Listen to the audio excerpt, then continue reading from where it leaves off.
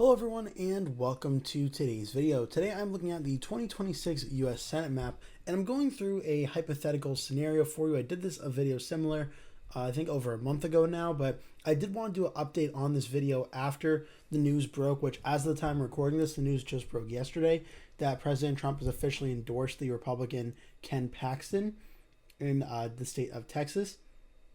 So there's going to be obviously a runoff election, and by the time you're seeing this video, the runoff may have already taken place.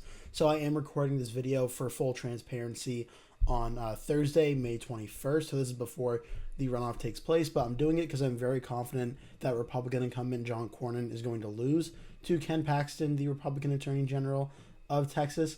In the current polling data right now on DecisionDeskHQ.com, Ken Paxton's leading 49%.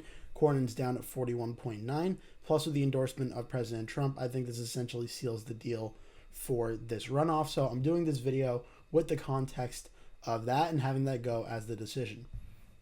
So this video is all about the Democrats being able to flip Senate seats and get to the Senate majority. I think it's like the top 5 to flip to the Democratic side. So first things first, I want to address the elephant in the room of the Senate map, which is I have Republicans at 46, Democrats at 44. Most of the states that are in solid blue or solid red, I'm very confident they're not going to budge in terms of the margins. Like no matter what, I expect a Republican to win the Senate race in Kentucky. No matter what, I expect the Democrats to win the Senate race in Oregon. So I think when everything is said and done, I'm very confident in those.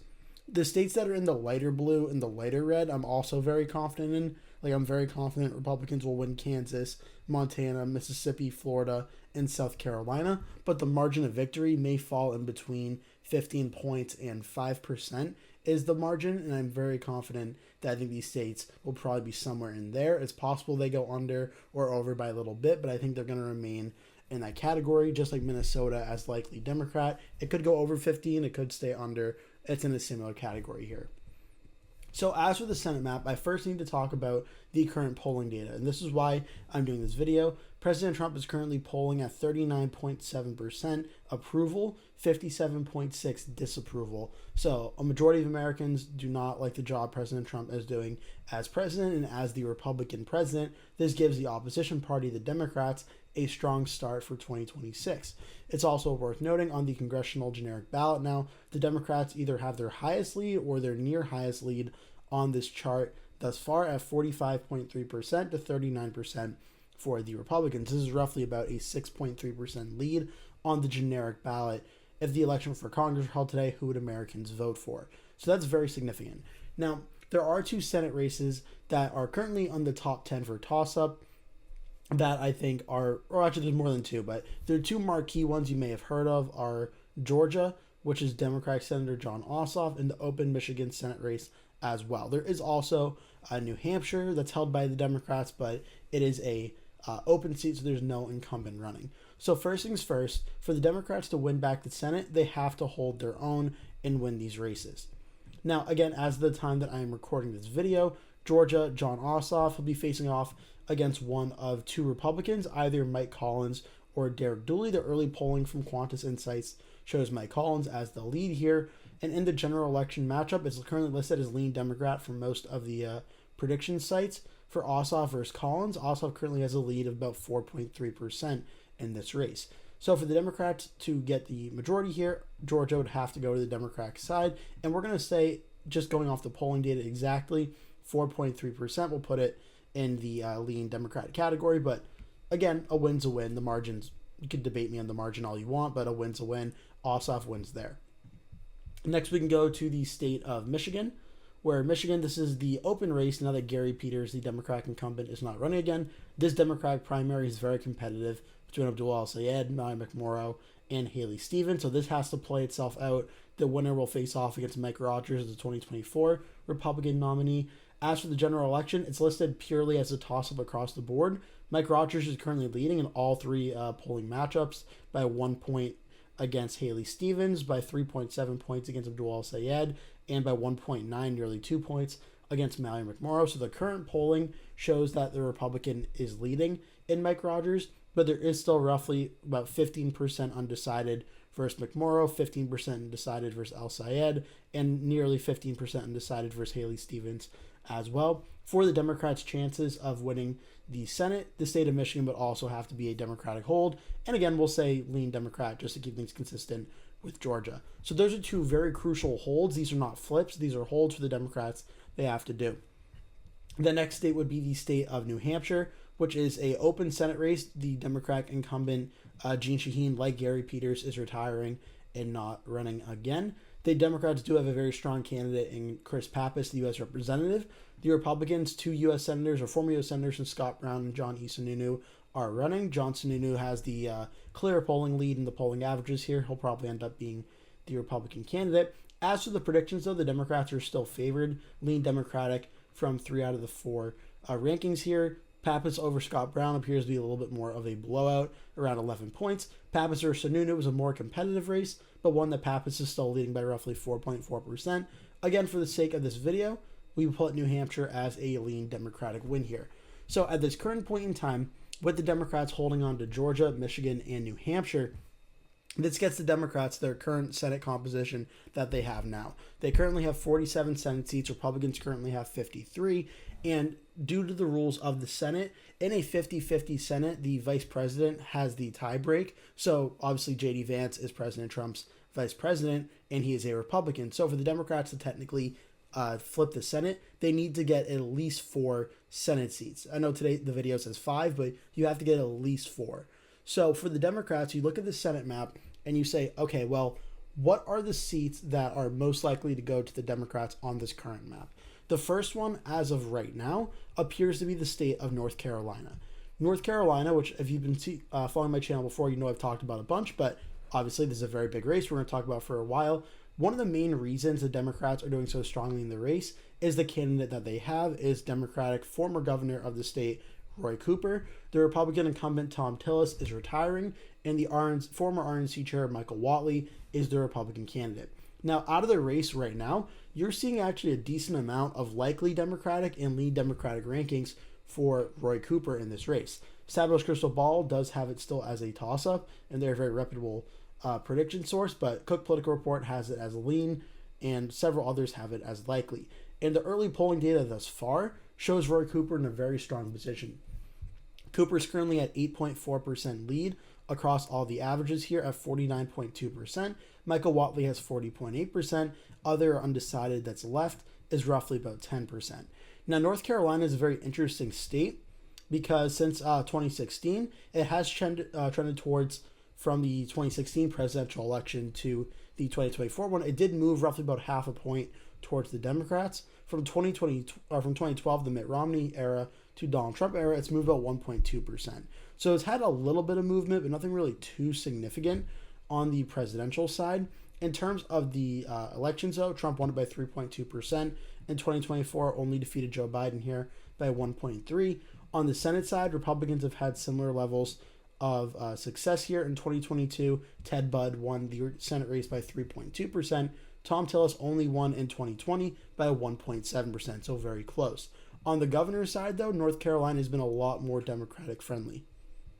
In 2024, Josh Stein defeated the Republican Mark Robinson, who Mark Robinson did have a bunch of very big glaring scandals that certainly hurt his campaign. Josh Stein wins by 14.8%.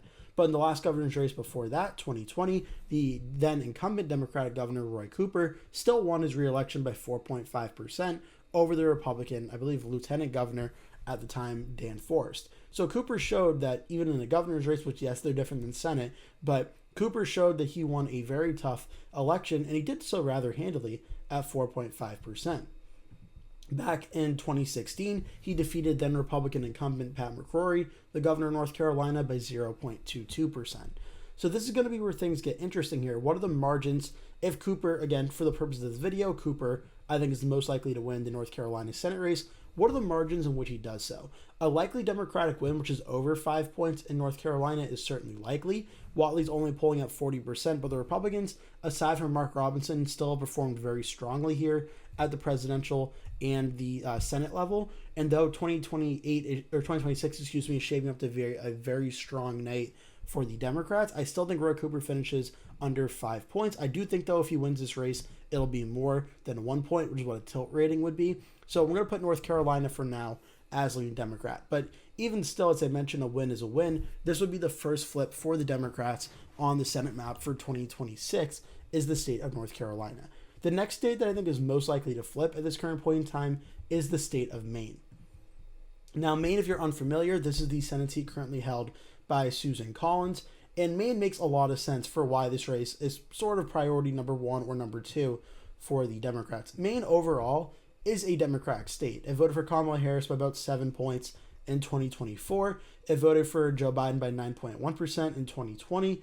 And then we can look also at the shifts from 2016 to 2024. Maine actually moved from 2016 to 2024 roughly 4.1% more Democratic.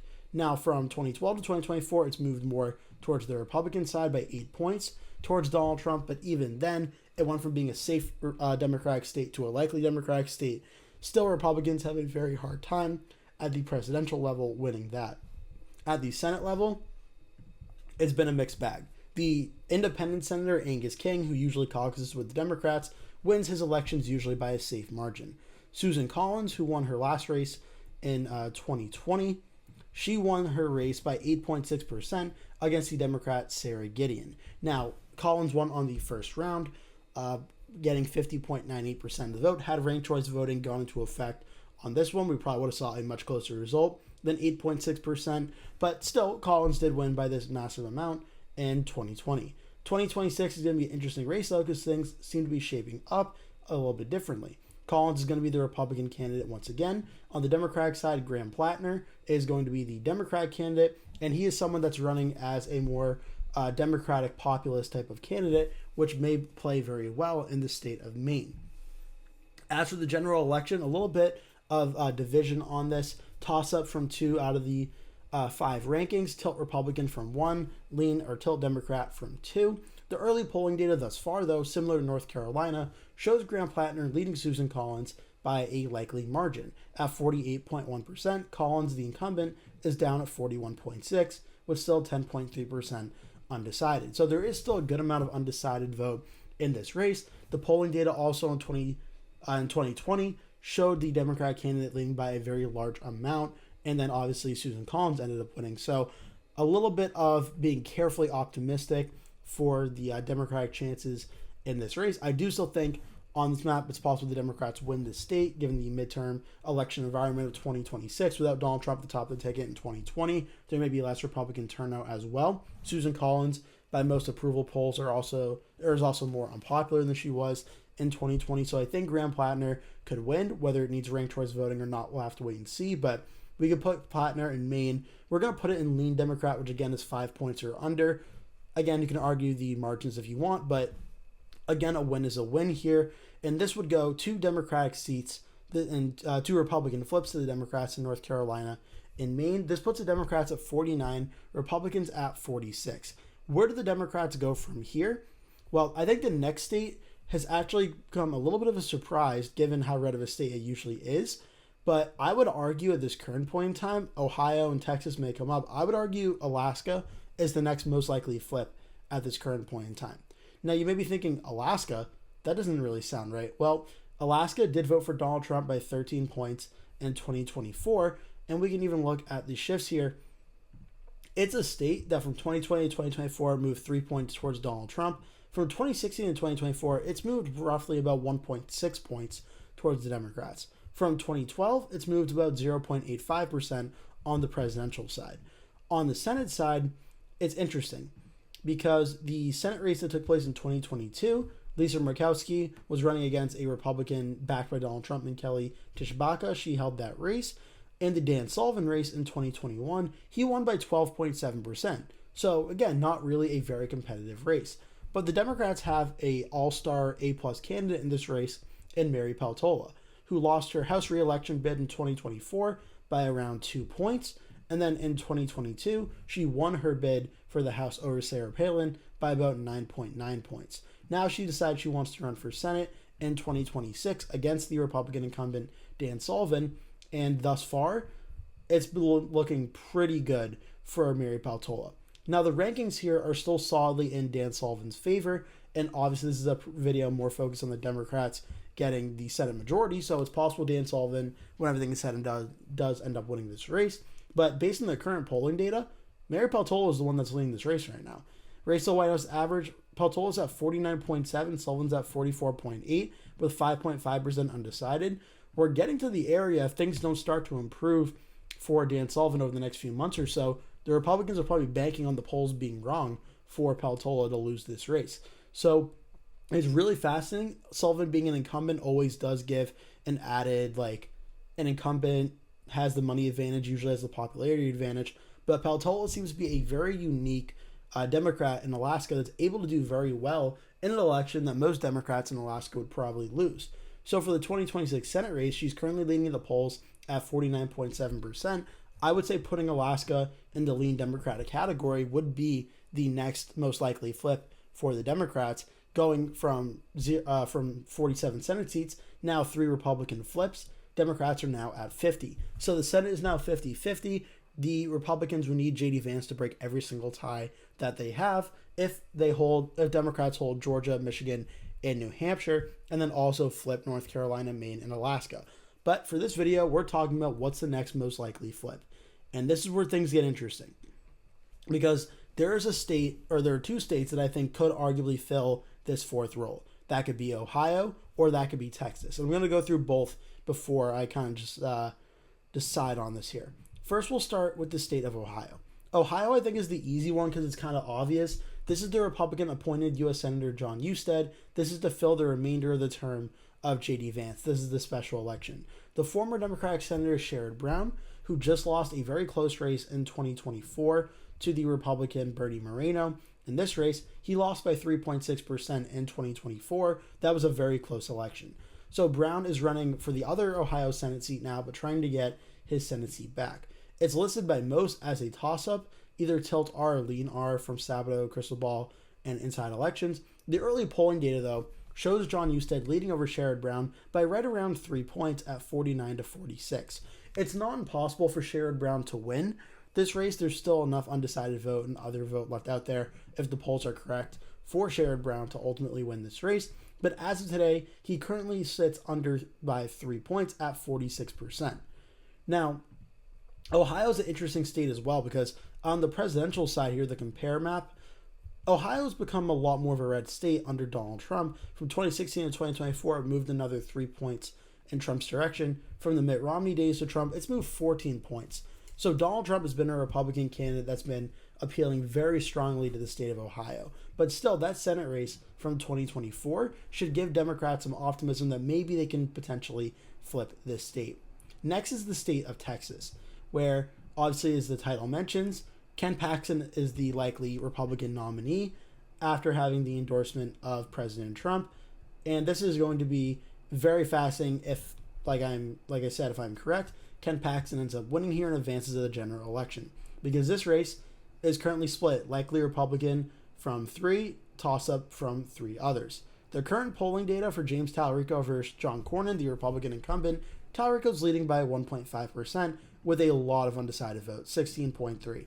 For Talarico versus Ken Paxton, it's a bigger lead, 2.3% for Talarico, 43.8, and then Ken Paxton's at 41.5, still 14.7% undecided. So there are a ton of undecided vote left for grabs in Texas. Now, Texas, you may be thinking, well, isn't Texas a very Republican state? It voted for Donald Trump in 2024 by 13.7%. And we can look at the compare map here. It moved 8 points in the Republican direction from 2020 to 2024. From 2016 to 2024, it moved 4.7% in the Republican direction. And in 2012 to 2024, in the Donald Trump era, it's moved roughly about 2 points towards the Democratic direction. But the presidential map is not really what I'm looking at Texas here. I'm looking at the 2018 Senate race where Ted Cruz was up against Beto O'Rourke in that Democratic election environment, and Ted Cruz won by 2.6%. Now, it's significant because Talarico is, in all respects, a very strong Democratic candidate, and this is an election environment that will probably be similar to 2018 in terms of how all the Democrats will do based on the current polling data, where they're up by 6.3% in the polling averages. And Ken Paxton, being the Attorney General of Texas that's been impeached, that also has his fair share of scandals as well, is going to really call this race into question as can James Tallarico win? Well, in 2018, it was a 2.6% margin between Cruz and Beto O'Rourke. I would argue Texas is more Republican now than it was in 2018, but I would also argue Ken Paxton is a weaker Republican candidate than the incumbent Ted Cruz was, despite Cruz being unpopular. He still, I would argue, was a stronger candidate than Ken Paxton. So you have a Democrat in James Tallarico that's either equally as strong in terms of credentials as Beto O'Rourke, or maybe a little bit stronger, depending if you want to make the argument. And then you have the Republican incumbent that is stronger than the now Republican candidate.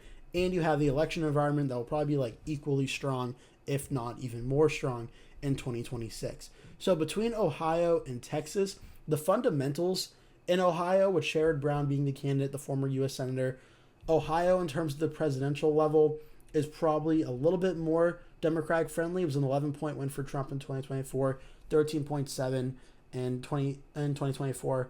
On the Senate side, both have had very close Senate races, 3.6 in 2024, and then 2.8 in 2018, or 2.6 in 2018. So you can argue between Ohio or Texas which one is the more likely flip. But if we're going for top five here, we could both put Texas and Ohio. We'll put them as lean Democrat just to stay consistent with the flips thus far. But if those two flipped, those would be the 5 seats that Democrats could win. That would get them the Senate majority and also get them an extra seat up to 52.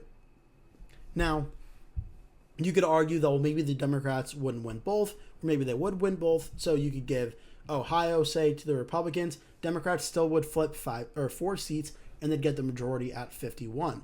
Maybe Republicans win Texas, but Democrats win Ohio. This would get the Democrats still to 51. So either way, if these two were to flip to the Democrats, this would be very, very significant here. And since you're watching this video, I'm going to do a little bit of a bonus here, because these are 2 Senate races that are also up for grabs that are very interesting, that have independent candidates running. These are Nebraska and Montana. Now, these are also states that are very typically very Republican. Nebraska, this is Dan Osborne. He's facing off against Pete Ricketts, the Republican incumbent, and Democrat Cindy Burbank. Now, as for this general election, it's currently listed as likely Republican. The polling data, when it's Pete Ricketts versus Dan Osborne in a head-to-head matchup, Dan Osborne, depending on the poll, does better and is a very close race. For Pete Ricketts versus Cindy Burbank, only one poll from the middle of May, and Pete Ricketts is winning by a pretty solid amount. As long as Cindy Burbank's in this race, I don't think Pete Ricketts is going to lose this race. So I don't think the Democrats can consider this a win with her in the race. If it becomes a race of Pete Ricketts and Dan Osborne, the potential for the Democrats, quote-unquote, to win goes up. Because Dan Osborne is the independent who has said he will be an independent in the Senate if he wins, but he's definitely not a Republican.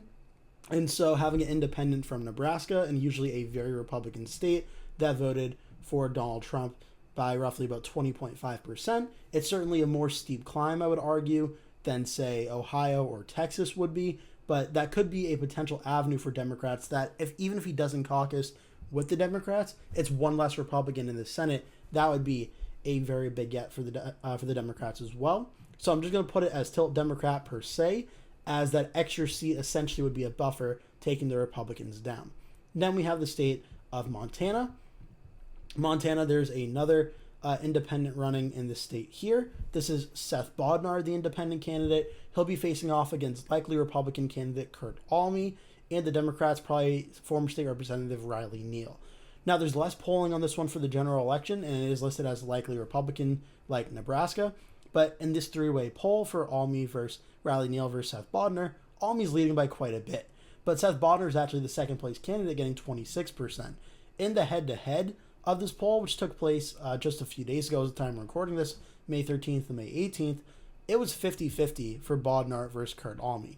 Now, the poll is sponsored by Contours Inc., which Wikipedia says is a Democratic-affiliated pollster, but still, Bodnar versus Alme, if it could become a competitive race, and the Democrats have a big enough environment, if they could take the Senate seat away from the Republicans, which again, I don't think they will, it's a very big if, that would get the Republicans down to 45. And even if Bodnar, like Osborne, stays independent, then if he did do that, that would still keep the Republicans down another senator. So those two states, I think, are more likely to stay red, but the potential of those being Democratic not flips with Democratic helping, could be huge as well. Next, we have the state of Iowa, where Iowa's kind of an interesting Senate race. I think it's one that Republicans are currently favored in right now. I don't think the Democrats have the same prospects here as, say, Ohio or Texas. But this is Joni Ernst's Senate seat. Ashley Hinson, the U.S. Representative, will be the Republican candidate. Democrat Josh Streck and Zach Walz still have this primary to play out. It looks like Josh Streck, will probably defeat Zach Walz.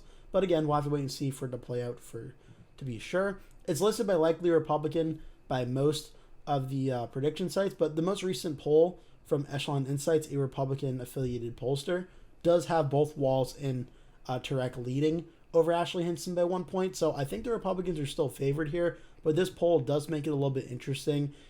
We know Iowa polling is very historically unreliable, but Iowa in the past midterms have gotten at very least a little bit competitive.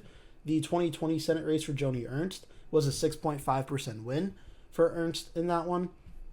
The governor's race in 2018, which is a governor's race, not a Senate race, but the Republican Kim Reynolds only won by 2.7%. So in the final midterm election of the Donald Trump era, it's possible Iowa goes back to being a competitive toss-up state, especially given Trump's approval rating in the Republican versus Democrat generic ballot. So could Iowa be a potential state to watch as maybe a surprise Democratic flip? It could be, again, kind of like Montana and Nebraska, not really banking on it, but I don't think it would crack the top 5 for potential states that could flip to the Democrats, but I think at very least it's something to keep an eye out for. If the Democrats have like an amazing tsunami type of election where everything breaks their way, it's possible Iowa, coupled with a very strong governor's race from Rob Sand going on there, maybe falls into that category as well. So for this video, if I'm looking at how the Democrats get 5 seats that flip and get the Senate majority, besides holding everything they currently have, like Georgia, Michigan, and New Hampshire, it starts with them winning North Carolina and Maine. I think that's obstacle 1. Those are the 2 toss-up states by pretty much everybody agrees. Going into the 2026 midterms, they were toss-ups. Democrats win those. Then Democrats flip 2 Senate seats that would probably be considered lean R to likely R at the start of the midterms cycle in Alaska and Ohio and Texas. These 3, even though Texas started out as likely R, Ohio and Alaska, when Mary Peltola entered, really kind of flipped it to lean R. It's still likely R from some, but I think those states, those 3 are a little bit outside of the overall like ability. Like I think Democrats winning North Carolina and Maine is like as toss-up states is obviously probably more realistic than Democrats winning Alaska, Texas, and Ohio. But if Democrats can win those 2 and then win those 3, that would get them their 5 flips, and that would get them the Senate majority in 2026, keeping all the other Senate seats that they currently have. I don't know if it's going to play out this way. Obviously, we're only going to know on Election Day, but I thought this was an interesting video to do. Leave all your thoughts in the comment section down below if you enjoyed this video. I can also do a video on the Republicans. I did that before, so I can do that again for this as well if you enjoyed that. For now, thank you so much for watching. Please remember to hit like and subscribe. I hope to see you in a future video.